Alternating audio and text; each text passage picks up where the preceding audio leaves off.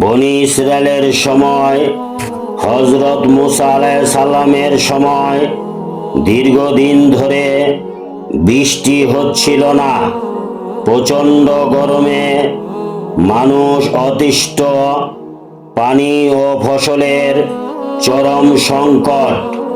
লোকেরা এসে বলল, হে আল্লাহর নবী, আপনি আল্লাহর কাছে দোয়া করুন যেন আমাদের উপর বৃষ্টি হয়।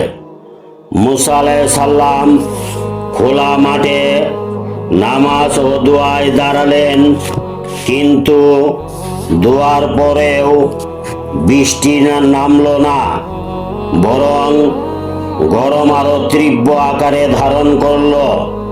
তখন আল্লাহ ওহী পাঠালেন, তোমার উম্মতের এক ব্যক্তি প্রকাশ্যে গুনাহ করেছে, রহমতের বৃষ্টি আটকে আছে। মুসা আলাইহিস সালাম বললেন, যে গুনাহ করেছ সে তওবা করো।